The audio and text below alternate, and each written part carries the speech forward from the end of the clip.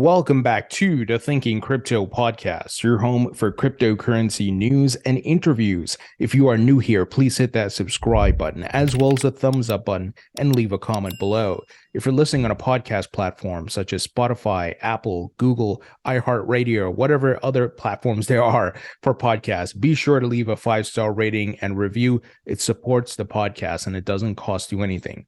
Friendly reminder, tomorrow my NFT collection will be going live.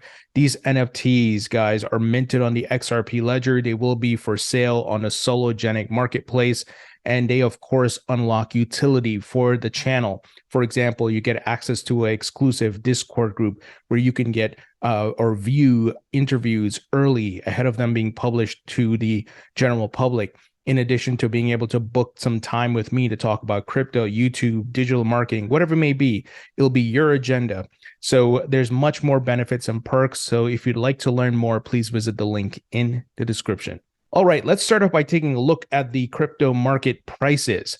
So Bitcoin is going to close the week very strong here, guys. We're at $30,330.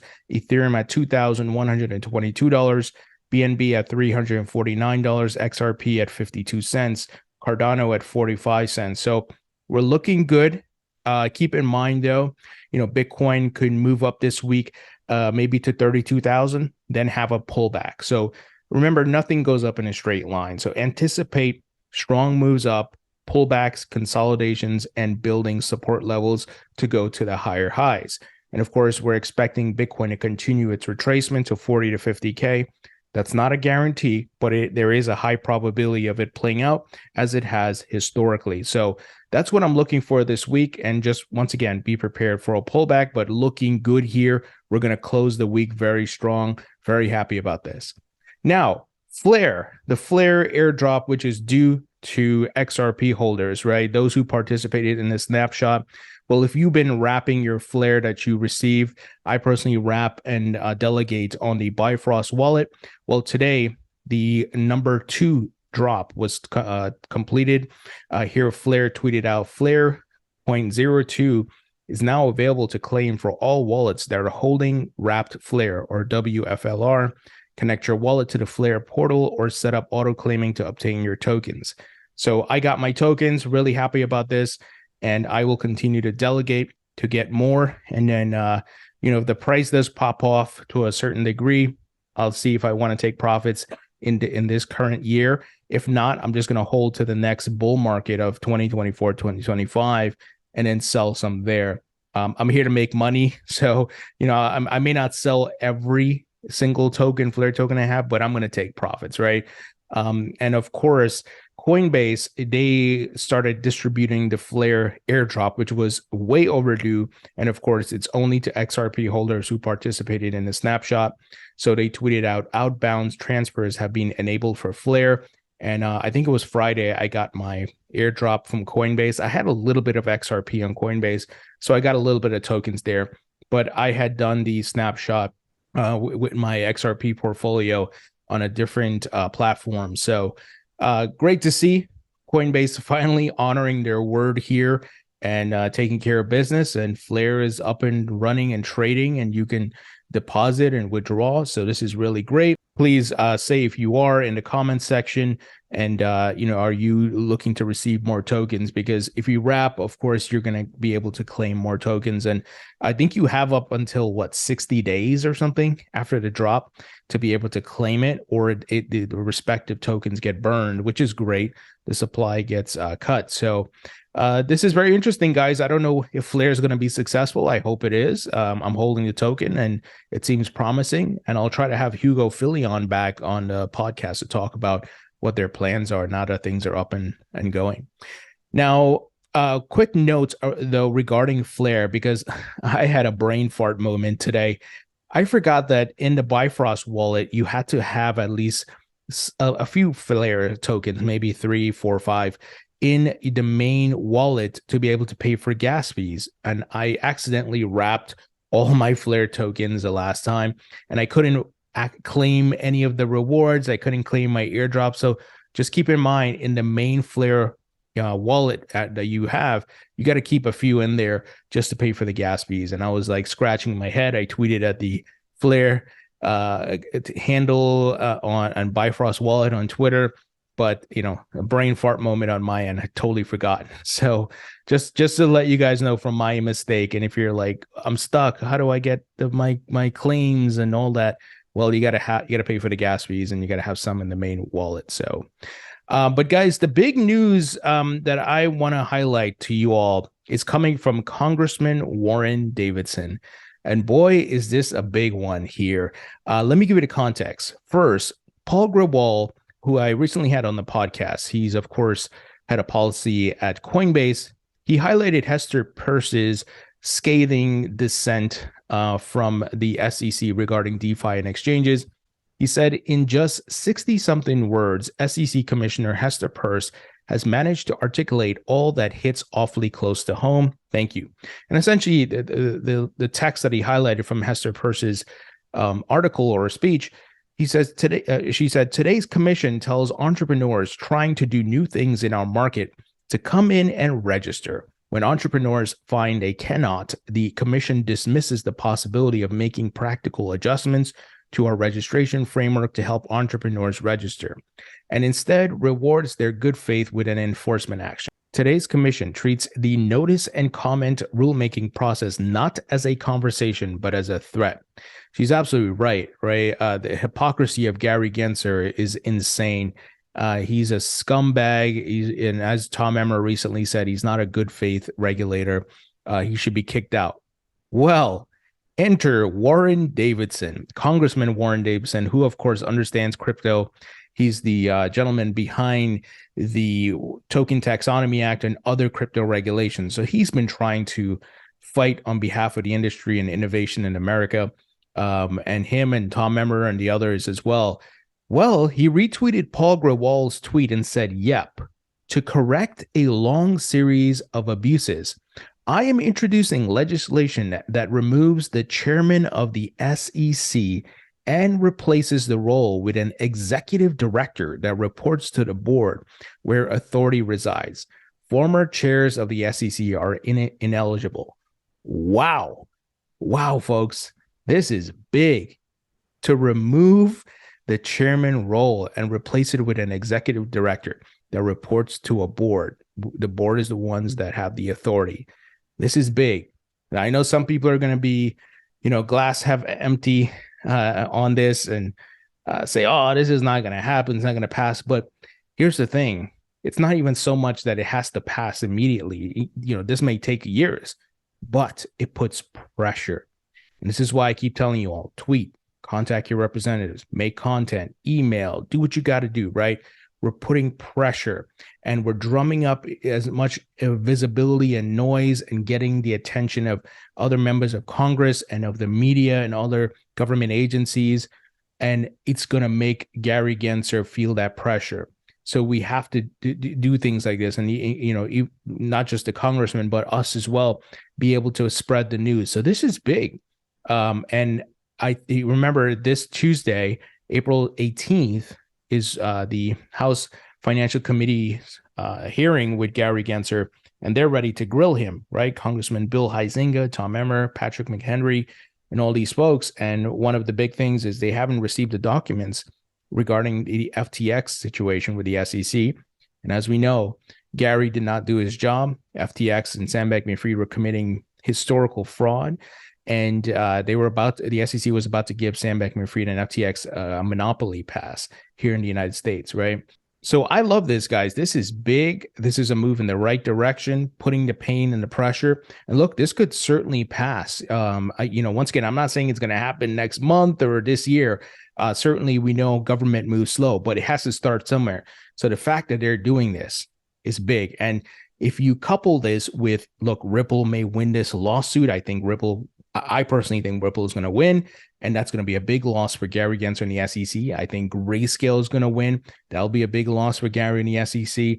These things coupled together are going to disarm Gary Gensler and the SEC, right? It's going to put him in a bad light. And we've been talking about it nonstop.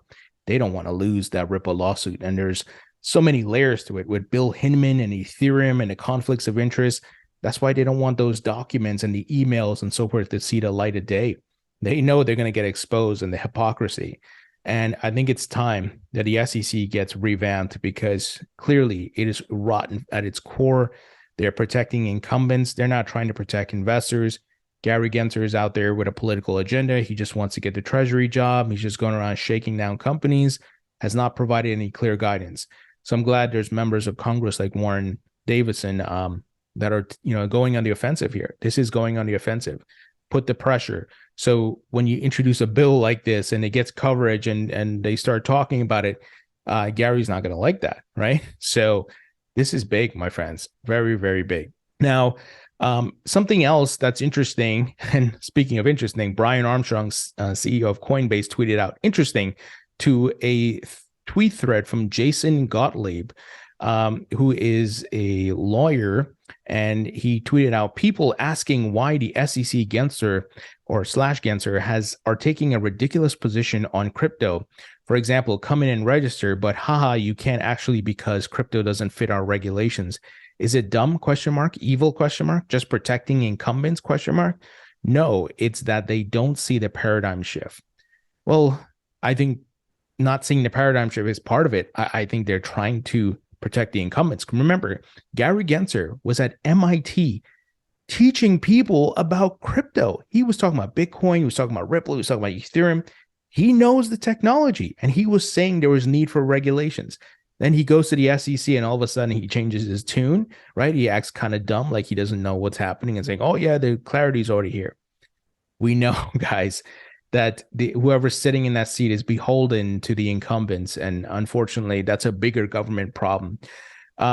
Jason said every 10 to 20 years, people create some newfangled thing and say, it's not really securities. We're different. And the SEC says, no, come in or come on.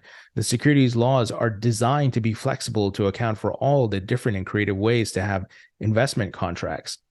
That's why Howey and Reeves are so open-ended. They're supposed to sweep in a lot of investment arrangements, call them securities, and give the SEC a lot of latitude to regulate them and how they're exchanged. It's understandable why Gary Gensler and crypto critics would say crypto is no different. It's just the same old, same old.